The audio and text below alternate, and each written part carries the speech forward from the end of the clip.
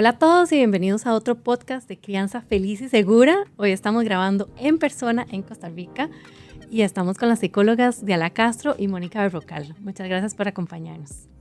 Hola Diala, hola Mónica, ¿cómo están? Hola, Caro, todo muy bien. Caro, muchas gracias y muy felices de poder hacer esto en vivo entre nosotras, viéndonos más allá de las pantallas. Estoy de acuerdo y justo estábamos hablando de eso antes de empezar, ¿verdad? La importancia como de la conexión en persona y como esto es tan importante también para todos los temas que vamos a hablar. Hoy quería empezar tal vez por preguntarles un poquito por qué empezaron ustedes en este tema de la niñez, ¿verdad? Todos estamos aquí porque sabemos que es un tema muy importante, pero quería preguntarles qué fue lo que las inspiró en un inicio a empezar a hablar de estos temas de niñez y hacer el trabajo tan increíble que hacen ustedes. Bueno, eso es un recordatorio de hace muchísimos años, ¿verdad? Por lo menos en mi caso en particular, yo no pensaba que iba a trabajar con niños, no sabía que se iba a hacer como parte de mi desarrollo profesional. Sin embargo, las prácticas en la universidad, cuando uno estudia psicología, implica, ¿verdad?, poder trabajar con personas y ir viendo cómo hacen los procesos terapéuticos. Y fue allí donde tuve, creo que la maravillosa oportunidad de poder acompañar a una persona adolescente de una organización no gubernamental que estaba protegida por el Estado y viendo su historia de dolor, viendo todas las situaciones que había vivido, todo lo que también había experimentado estando institucionalizada, realmente me sensibilizó. Y de allí creo que se fueron gestando una serie de situaciones para poder trabajar en una organización que en Costa Rica trabaja con situaciones de abuso, ¿verdad? Que es la que ha trabajado por muchísimos años, desde los finales de los años 80 en el país. Y fue allí donde uno empieza a encontrar, ¿verdad? Es el lugar donde uno considera que va a aportar, que va a ayudar a la prevención, acompañar a las familias.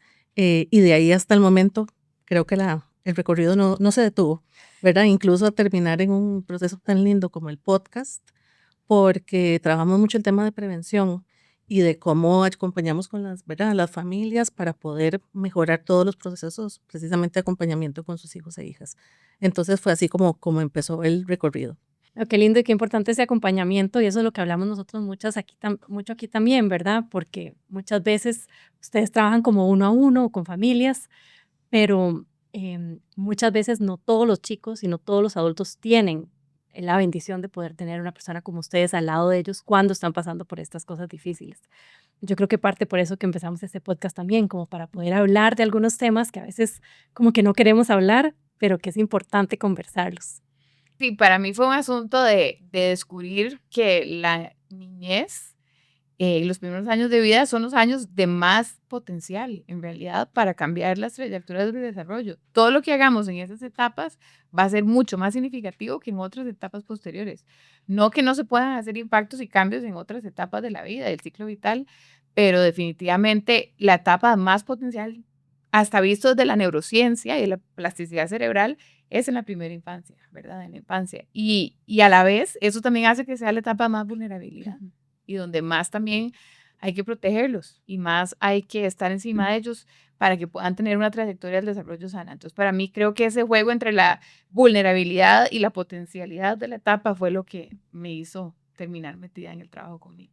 Sí, qué importante. Y yo creo que eso es uno de los temas de los que hablamos mucho, ¿verdad? Que hay cierta edad donde los chicos dependen del adulto, dependen del ambiente para ayudarlos a desarrollarse, a estar seguros, a estar protegidos. Y muchas veces como adultos tampoco no sabemos cómo apoyarlos de la mejor forma. Muchas veces nosotros como adultos hemos pasado por experiencias también, ¿verdad? Yo siempre hablo como que uno tiene como ese niño adentro de lo que vivió y muchas veces de pronto se ve teniendo que apoyar a otro niño. Entonces, ¿cómo balancea uno ese proceso también de acompañamiento con los chicos? Realmente cuando uno trabaja con grupos, los temas de crianza, de acompañamiento en situaciones difíciles, hay ejercicios que ponemos a hacer a los adultos para que los adultos conecten con experiencias que a ellos mismos los han hecho sentir seguros, acompañados y apoyados en algunas situaciones. Y pedimos que resalten cuáles eran las características de esas personas que en esos momentos fueron para ellos esas figuras de apoyo, seguridad. Incluso pueden ser experiencias que hayan vivido en su infancia, en su adolescencia o hasta en su vida actual, ¿verdad? Porque todo eso se trata también nuestra nuestro apego, ¿verdad? Porque tenemos apego desde la cuna hasta la tumba, ¿verdad? Cambiando figuras en diferentes momentos. Y los adultos casi siempre reportan, son personas que me escuchan, que me acompañan, que son incondicionales, que yo sé que están ahí, que yo les puedo decir lo que sean, que me van a acompañar, que a lo largo del tiempo se han sostenido conmigo. Y entonces uno ve los elementos que a los adultos les permite conectar con aquellas características que les va a permitir acompañar mejor a sus hijos, porque a ellos mismos en su historia lo que los ha hecho sentir acompañados. Entonces, esta riqueza de poder trabajar con las familias o con las personas adultas, los niños lo que necesitan de ustedes es su presencia. Necesitan que usted los haga sentir vistos, necesita que usted pueda atender las necesidades. No son cosas, son cosas cotidianas. Solo tenemos que rescatar todos los momentos donde podemos y vamos a entregar eso. Y eso ya es sanador, es reparador, y eso es lo que va a permitir que muchas de las situaciones adversas se amortigüen en sus consecuencias, porque lo relacional es absolutamente curativo. Entonces creo que eso también, ese eje preventivo, ¿verdad? Que se trabaja, o también a nivel incluso como curativo, es trascendental para que esta primera infancia o las etapas que siguen, ¿verdad? Puedan tener todos esos factores de resiliencia, ¿verdad? Para que los chicos y las personas puedan salir adelante de las situaciones difíciles. Sí, definitivamente acordarnos que todos fuimos niños, ¿verdad? A veces hablamos de la niñez como algo desvinculado de nosotros, pero al final todos fuimos niños, ¿verdad? Y todos vivimos esa etapa. Em, Creo que es una experiencia poderosa, ¿verdad? También recordar qué necesité yo, cómo fue mi vida, qué fue algo positivo para mí. Nos ayuda a conectar con ellos y también a poder atenderlos mejor. Sí, yo creo que esa parte que también hablan ustedes como de presencia y de recordar, ¿verdad? Que uno también fue niño. Y cómo, una pregunta, ¿verdad? Que muchas veces a veces nos hacen a nosotros es, ¿cómo estamos presentes para los niños en nuestras vidas cuando a veces nosotros, todavía como adultos, estamos tratando de o procesar cosas que pasaron en la infancia o estoy lidiando con estreses del día a día ahora como adulto? Entonces, ¿cómo hacemos en medio de cosas que uno como adulto está pasando, ya sea, ¿verdad? Experiencias de niñez, estreses del día a día, para estar presente para los niños cuando uno como adulto también tiene procesos que tiene que hacer? Bueno, hay un proceso importantísimo que es volver a mirarse uno mismo. Si nosotros somos personas que logramos detectar, ok, yo conecto cuando yo te veo, converso con vos, estoy atento a tus necesidades. Entonces, cuando yo sé cuál es esa ruta, puedo también empezar a ver qué es lo que me lo impide. Entonces, si yo me siento, por ejemplo, desconectado, si me doy cuenta, por ejemplo, que no he conversado hoy con mis hijos, si, por ejemplo, noto que no he vuelto a preguntar cómo se sienten con tal situación, estoy constantemente atendiendo, digamos, lo que ellos me están mostrando con su conducta. Entonces yo puedo empezar a detectar qué es lo que está sucediendo en mí como persona adulta. Las personas adultas tenemos nuestra historia de cuidado y en nuestra historia de cuidado podemos haber sido vistos o no vistos, podemos haber sido acompañados o no. Y entonces creo que solamente siendo uno cuidador va a poder detectar en la vida cotidiana, no, en este momento yo, ¿verdad? No estoy preguntando, no estoy explorando, no me estoy mostrando curioso con las conductas de mi hijo, me siento, ¿verdad? Como que estoy pensando en otra cosa, estas ocupaciones me tienen tan nublado y empezar yo como persona adulta a detectar precisamente cuáles situaciones, circunstancias y conductas me están haciendo sentir conectado y en qué momentos me desconecto para revisar qué está sucediendo, porque pueden suceder muchas cosas, ¿verdad? Desde cosas cotidianas hasta cosas de mi historia personal, volver a regularme, organizarme, volver a ver qué es lo que estoy pasando, nombrar lo que estoy sintiendo, nombrar lo que creo que me está sucediendo, trabajar en eso para poder volver a conectar. Pero lo primero es revisarse uno, ¿verdad? Y saber precisamente cómo anda uno en esa circunstancia. Exacto, ese proceso de poder yo aprender a lidiar con mis propias cosas para poder estar presente con los niños y niñas en mi vida es importantísimo y a la vez es un proceso que no está totalmente separado en el sentido de que esa presencia con los niños y las niñas nos permite como reescribir nuestra historia de qué es estar presente, qué es satisfacer unas necesidades de un niño si tal vez yo no la tuve, ¿verdad? Ujú. Entonces, esa presencia nos permite reescribir qué significa relacionarme bien en mi vida, cuando esa historia tal vez yo no la he tenido. Entonces, poder estar ahí para un niño, si yo no tuve a alguien que estuvo ahí para mí, me permite a mí reescribir mi historia en cierta manera, ¿verdad? de redefinir qué es eso en mi vida. Y vamos a ver, eh, hay un concepto que son las competencias parentales o las competencias de cuidado, que son esas actitudes, esos conocimientos y habilidades que uno va desarrollando para poder ejercer estas labores de cuidado. Esas competencias no son innatas. Esas competencias uno las va construyendo y las puede formar para la tarea más titánica que puede tener el ser humano, que es acompañar a otro ser humano, ¿verdad? No hay escuelas. Ahora hay mucha más información que antes, ahora hay mucho más conocimiento que antes. A veces parece que excesivo, ¿verdad? Hay que estar como discriminando, pero las competencias se construyen. Y parte de formarse uno como persona cuidadora es tener este nuevo conocimiento de lo que sí es valioso para el crecimiento y desarrollo de los niños y las niñas. Y se insiste una y otra vez en la calidad del cuidado, en relaciones interpersonales seguras. Y ya eso nos apela a nosotros a situaciones de vida donde posiblemente eso no era el tema principal de nuestros cuidadores, porque ese conocimiento no se tenía antes. De tener conocimiento, protegernos a nivel, por ejemplo, de salud o a nivel de vivienda o a nivel de que pudiéramos estudiar, etcétera, pero a nivel de vínculo, ¿verdad? De preguntarte cómo te sentís, de acompañarte en las cosas que son importantes para vos, de estar atento a las necesidades que mostrás, de ver más allá de lo que me está mostrando el niño y poder decir qué estará pasando, por qué está reaccionando de esta manera, y de organizar la experiencia de los niños, que es empezar a narrarles todo el tiempo, ¿verdad? Y con diferentes circunstancias que puede estar pasando afuera de su mundo, adentro de su mundo, cómo puede gestionar lo que está pasando. Es un proceso que es un laberinto. Si nosotros hemos tenido historias de cuidado donde eso ni siquiera era un tema. Entonces, formarnos creo que es fundamental para poder ser mejores cuidadores.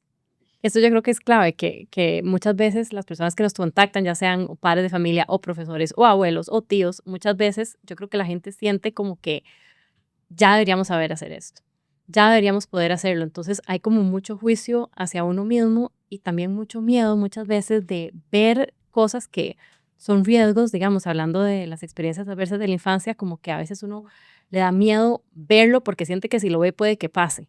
Entonces, yo tal vez les quería preguntar un poquito si nos pueden contar un poquito qué son experiencias adversas de la infancia y por qué es importante, no de un punto de vista de, ¿verdad?, de aterrorizarnos, pero más bien como de empoderarnos para más bien entender cómo prevenir y también cómo responder cuando pasan ese tipo de situaciones. Bueno, las experiencias adversas de la infancia son una serie de experiencias que han sido documentadas y estudiadas como experiencias que tienen un impacto importante sobre el desarrollo de los niños y que a futuro, inclusive en la adultez mayor de los niños, siguen teniendo un impacto sobre su desarrollo social, psicológico y hasta de salud física.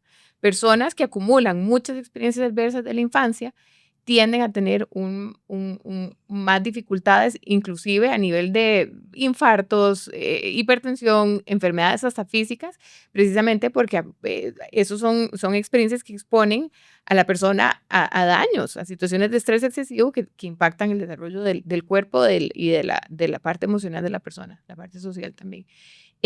Existen inclusive instrumentos donde estos están nombrados y donde las personas hacen una selección de las experiencias que tuvieron y se puede clasificar a las personas como de más alto riesgo, menos riesgo, dependiendo de cuántas experiencias adversas en la infancia acumulen, ¿verdad?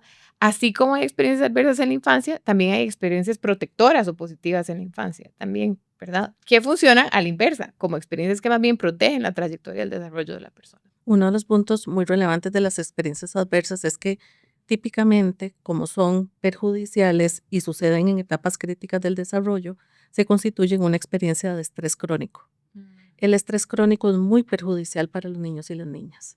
Antes ni siquiera se hablaba de estrés en los niños, eso jamás existía porque el mundo de los niños es perfecto y solo juegan, ¿verdad? Pero entonces el estrés va a generar una serie de afectaciones a nivel físico, y principalmente a nivel psicológico y emocional, en la percepción de que mi mundo es un mundo seguro o no. Entonces, empieza a haber un cambio a nivel neurológico. Y en ese cambio a nivel neurológico, lo que empieza a hacer el cerebro es empezar a detectar riesgos y riesgos y riesgos. Estoy seguro, no estoy seguro. Estoy seguro, no estoy seguro. Como si estuviera haciendo un escaneo constante de. Y al haber un estrés que se repite de manera, ¿verdad?, constante, entonces todas aquellas funciones protectoras donde Hay una persona adulta que viene y que llegue y dice, está pasando esto, mira, esto es súper angustiante, pero aquí estamos, no estás solo, vas a estar acompañado y protegido. Toda esta organización de este estrés no llega. Entonces, no hay un acompañamiento adecuado, un consuelo, una regulación para que el niño pueda disminuir ese estrés que está experimentando y eso empieza a generar un daño a nivel neurológico, emocional, psicológico que puede terminar en problemas de salud mental a corto y mediano plazo. Uno de los elementos importantes de las experiencias adversas es que, pues sí, están los tipos de abuso. El abuso físico, el emocional, por ejemplo, el sexual, está la negligencia, pero incorpora otras experiencias que las personas no veían tan graves. La separación de los padres, por ejemplo, y es solo la separación, pero las separaciones conflictivas hacen un plus, por decirlo de alguna manera. El no sentirse amado en la familia, tener algún padre o madre o cuidador con un problema de salud mental, tener algún padre, madre o persona cuidadora privada de libertad, ¿verdad? Y esos eran elementos que tal vez antes no eran resaltables como elementos que generaran este posible efecto en la infancia. Y después se empieza a introducir la violencia en la comunidad, el bullying, ¿verdad? Que sabemos, digamos, lo grave que es esta dinámica de violencia en las escuelas. Y entonces empieza a visibilizarse el impacto de la adversidad en la infancia y cómo este impacto va a llegar a la adolescencia y, como dice Mónica, hasta la adultez mayor. Entonces es muy relevante porque visibilizan fenómenos y situaciones que no estaban visibilizadas antes, pero aunado a eso, que esas experiencias se convirtieron en potencialmente traumáticas o perjudiciales por la falta de acompañamiento de los adultos, porque a los niños no se les pasan las cosas en automático. Es niño y se le va a pasar, se le va a olvidar, mira qué bien que está, ya está jugando. No, esto hay que atenderlo. Bueno, hay que disminuirlo, quitarlo y eliminarlo, por supuesto, la fuente de estrés y hay que atenderlo. Sí, y definitivamente estas experiencias adversas de la infancia no son como condenas absolutas en el sentido de que se pueden acompañar, se pueden amortiguar por medio de ofrecerle al niño experiencias seguras, ¿verdad? Que logren contrarrestar los efectos de estas experiencias. Pero definitivamente es importante reconocer que estas cosas tienen un impacto. Cuando hablamos de infancia y situaciones que los niños viven en la infancia, muchas personas piensan que no son tan importantes porque no tenemos tanta memoria necesariamente de lo que pasa en la infancia. Hay gente que dice, no, si los niños no se acuerdan de nada, entonces, ¿qué importa si le pasó algo a los 2, 3 años? Porque no se va a acordar. Lo asociamos a que si nos acordamos sí es significativo y si no, no. Eso en realidad es falso. El cuerpo guarda la memoria. Entonces, estas experiencias no dependen de si nos acordamos de ellas o no necesariamente. Entonces, validar que estas cosas tienen un impacto sobre los niños independientemente de su capacidad de recordarlas más adelante es clave para reconocer la vulnerabilidad de los niños en estas edades y lo importante que es lo que les pase desde el momento en que nacen, tengan o no memoria histórica de lo que les pasó, porque la memoria en el cuerpo siempre va a estar. Eso está documentado. Ese es un punto interesante porque yo creo que pasan como dos cosas. Una es, no pasa, ¿verdad? Como estaba diciendo ya la infancia es un espacio lindo de juego, por supuesto que sí quisiéramos que sea, pero sabemos que la realidad no es así. Una de las estadísticas que estábamos hablando justo ahora antes de empezar era que 1 de cada 2 niños va a sufrir algún tipo de violencia antes de los 17 años. Yo honestamente creo que probablemente es más. En verdad, parte de lo que estamos hablando es que esas estadísticas siempre tiran un poquito hacia abajo. Pero entonces quiere decir que el 50% de los niños, si nos vamos con esta estadística, van a pasar por algún tipo de violencia. Es algo que tampoco podemos evitar por más. Yo he oído historias de padres de familia que trataron todo para proteger a los chiquitos, hicieron de todo y al final les terminó pasando algo en el lugar que los padres creyeron que era el más seguro, digamos. Entonces como que a veces tampoco se puede evitar del todo que algo pase. Entonces, sabiendo que uno, podemos prepararnos, pero dos, que es posible que pase algún tipo de situación, ¿qué es lo que ustedes recomiendan que sería como, como adultos que ¿cómo podemos quitarnos ese miedo como de ver este tema, verdad? Que es importante y saber que si no lo pudimos prevenir, ¿cómo podemos abordarlo? No quiere decir que somos el peor papá o mamá o abuelo del mundo porque, ¿verdad? No podemos proteger a los chiquitos de todo lo que les pasó porque muchas veces también hay mucha culpa en el adulto que nada más no se dio cuenta que algo estaba pasando. El dolor en la vida es inevitable. Nadie tiene una vida sin dolor. Eso no es posible. Entonces, que nosotros aprendamos que esa es una realidad, que aprendamos que nuestros niños van a tener dolor y van a tener experiencias difíciles. Es algo que tiene que ser parte de un doloroso panorama como padres. No es el escenario que a nosotros nos gusta, pero en la adversidad acompañada, que es muy distinto a la adversidad crónica en soledad, ¿verdad? Que un niño pase estrés crónico solo, sin acompañamiento, no tiene relación con los niños que sufren y que viven una experiencia difícil o varias, pero acompañados por todo un sistema de cuidado, que estos son docentes, padres, familiares y otras personas que rodeen a los niños y niñas.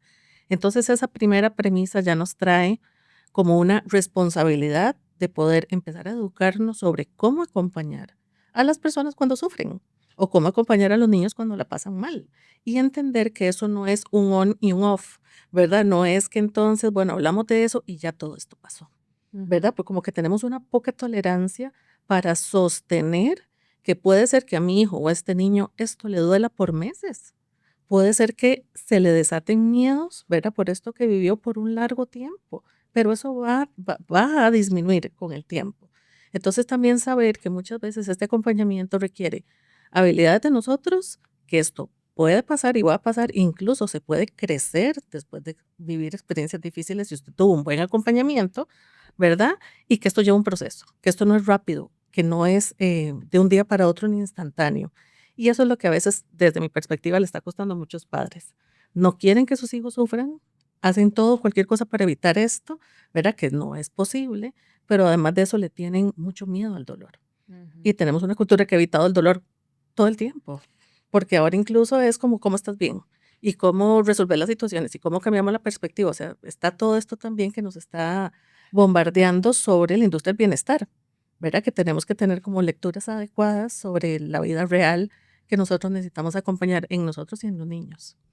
Sí, de acuerdo. Y al final validar que de la adversidad pueden salir cosas muy positivas, aprendizajes muy fuertes, se pueden resignificar las cosas y podemos llegar a nuevos niveles de entendimiento después de pasar situaciones difíciles. Es algo muy importante, ¿verdad? Al final, la adversidad es inevitable y aprender a navegarla nos puede hacer más fuertes, nos puede hacer más empáticos, nos puede enseñar a estar ahí para quienes tal vez no tienen a alguien que nosotros necesitamos tener, que no tuvimos en nuestra infancia o en nuestros momentos difíciles.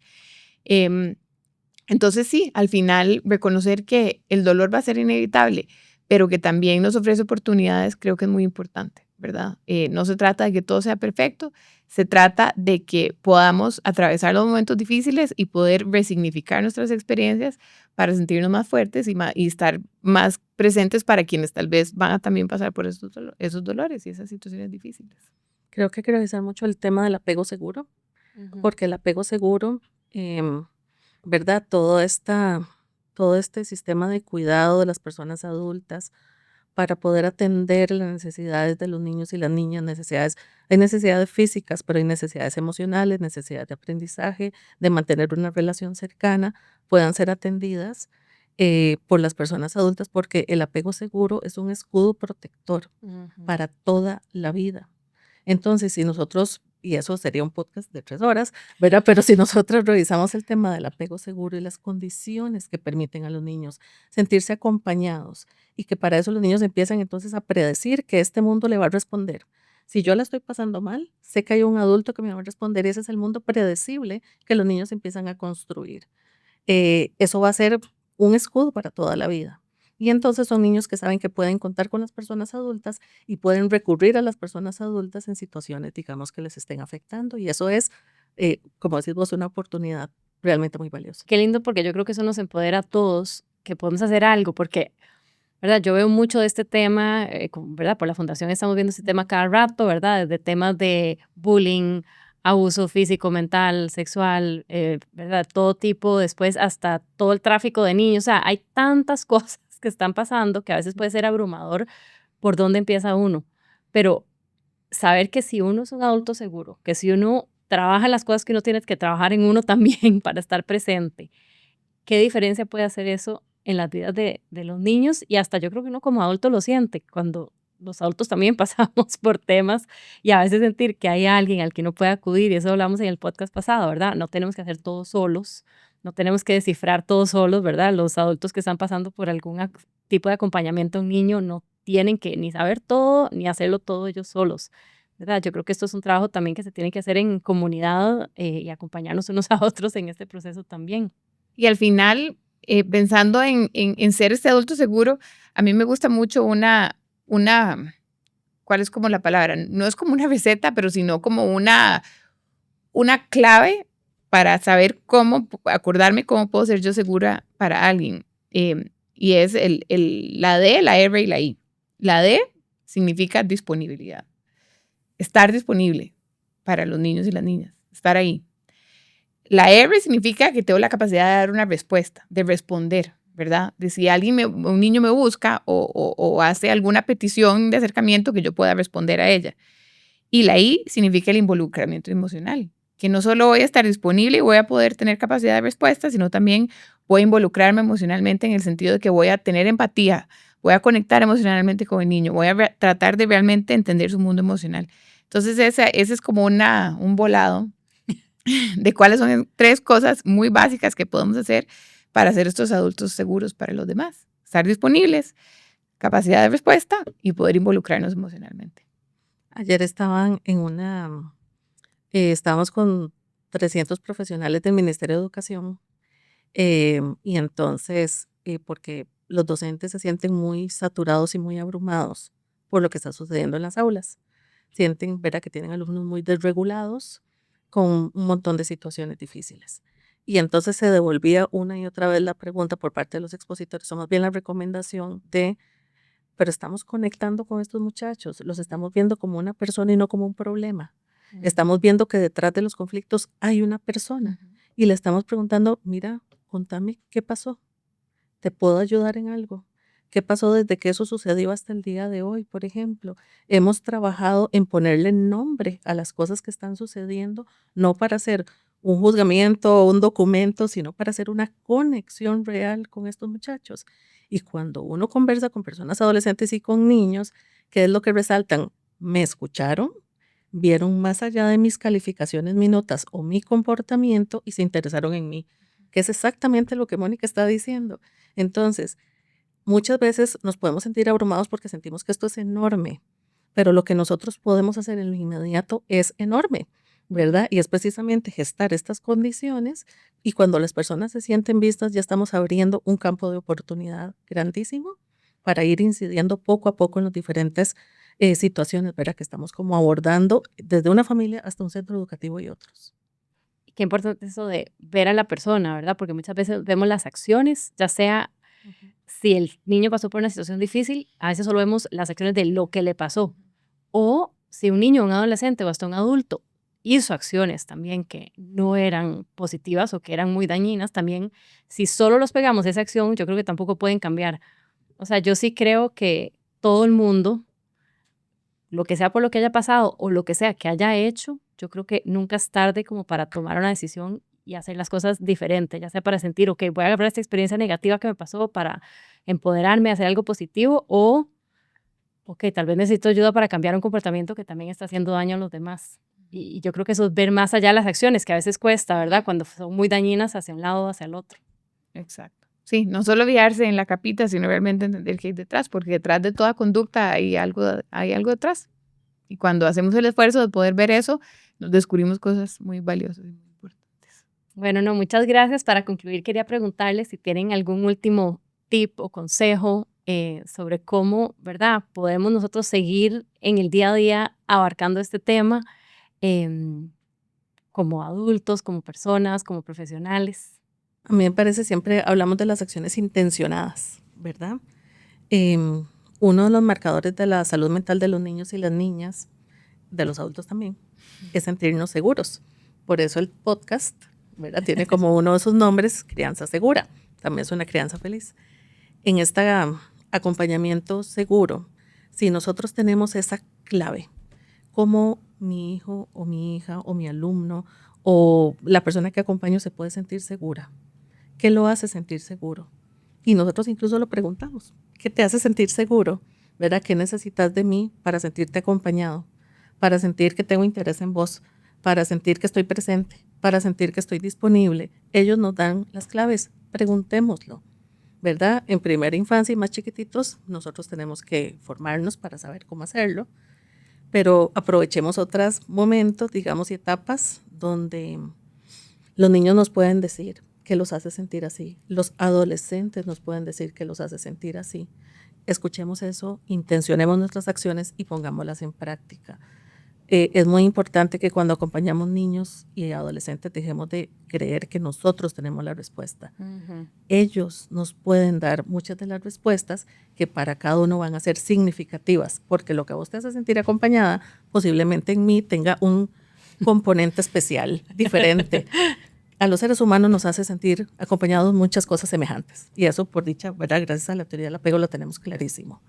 Sin embargo, es importante encontrar esa particularidad de ese niño o niña que me correspondió a mí acompañar en diferentes lugares para poder hacerlo y lo intenciono y empiezo a hacerlo una práctica. Creo que eso es importantísimo. Sí, creo que Diala no lo puede haber explicado mejor. Al final, si partimos de una posición de un respeto absoluto del niño como una persona con derechos, con intereses, con vida propia, con autonomía, con, ¿verdad? Si partimos de una imagen de niño competente también, ¿verdad? Vamos a acercarnos a ellos desde una posición muy adecuada de respeto, ¿verdad? De curiosidad, de poder entenderlos. Y eso va a ser un precursor clave para poder establecer un vínculo seguro con ellos y que ellos se sientan bien en la presencia de nosotros. Si nosotros partimos de una imagen de niño como dependiente, incompetente, que no tiene vida propia, que no tiene ideas propias, sentimientos propios, lo vamos a tratar desde una posición de una autoridad totalmente vertical, sin curiosidad y sin interés por realmente entenderlo. Y eso no va a llevarnos a hacer un vínculo seguro. Va a llevarnos a crear una relación distante y fría e inclusive con un poquito de terror. Entonces sí, partir de una imagen de niño competente, creo que es muy importante, digno de derechos, digno de autonomía, ¿verdad? Nos va a hacer acercarnos a él o ella con respeto, con interés y con curiosidad. Muchísimas gracias a las dos por acompañarnos hoy, por todo el conocimiento y gracias a todos también por acompañarnos en otro podcast y nos vemos la próxima vez.